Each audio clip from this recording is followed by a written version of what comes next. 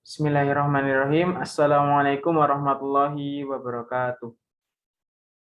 Perkenalkan, saya Azka Nur Iza Rahman, NPM 19.0305.0089 dari kelas 6B, Prodi PGSD, Fakultas Keguruan dan Ilmu Pendidikan.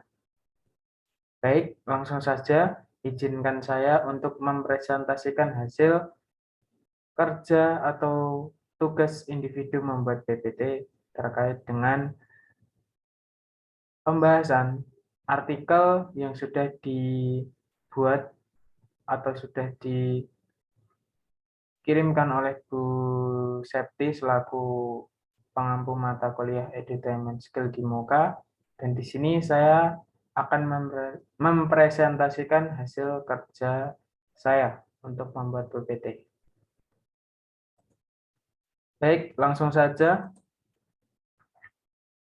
Pembelajaran berbasis edutainment oleh Azka Nuriza Rahman. Pengertian edutainment.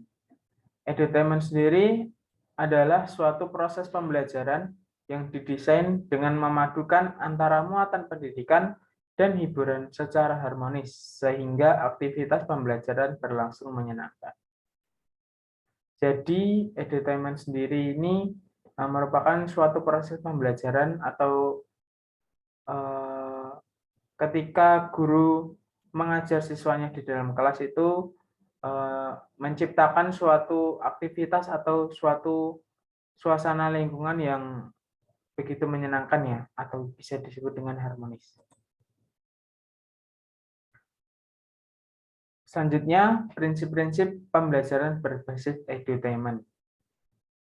Sesuai dengan artikel yang sudah saya baca, terdapat 3 alasan yang melandasi munculnya konsep edutainment skill atau edutainment itu sendiri.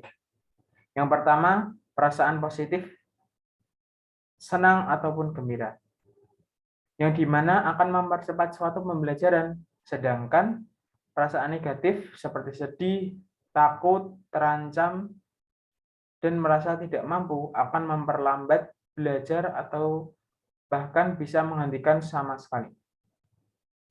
Oleh karenanya, konsep edutainment sendiri berusaha memadukan antara pendidikan dan hiburan.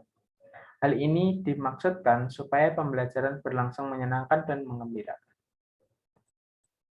Yang kedua, jika seseorang mampu menggunakan potensi nalar dan emosinya secara jitu, maka akan membuat loncatan prestasi belajar yang tidak terduga sebelumnya. Bisa jadi lebih out of the box bahasanya kalau zaman sekarang itu.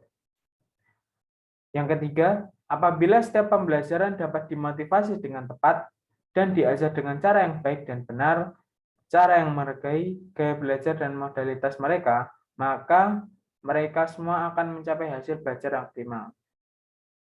Jadi kita sebagai guru itu harus bisa memotivasi anak didik kita agar kedepannya mereka itu ikut termotivasi atau lebih belajar dengan baik agar bisa mendapatkan suatu hasil pembelajaran yang optimal dan sesuai apa yang kita harapkan atau kita inginkan. Seperti itu. Lanjut, teori belajar berbasis edutainment.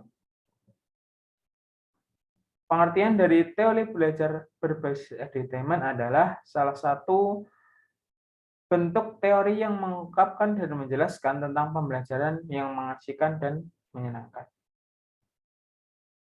Di sini dibagi menjadi 3. Yang pertama yaitu teori belajar kooperatif. Selanjutnya yaitu teori otak triun.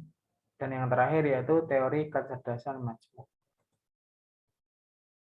Dan yang terakhir yaitu berbagai teori dan bentuk terapan edutainment. Di sini dibagi menjadi 6. Yang diantaranya yang pertama yaitu humanizing the classroom. Yang kedua, active learning atau pembelajaran aktif. Yang ketiga, the accelerated learning. Yang keempat, quantum learning. Dan yang terakhir yaitu quantum teaching. Seperti itu. Mungkin hanya ini yang bisa dapat saya presentasikan. Saya mohon maaf apabila terdapat salah kata ataupun masih banyak kurangnya. Kurang lebihnya saya mohon maaf. Nunul kolami wa maisturun fastabikal khairat. Assalamualaikum warahmatullahi wabarakatuh.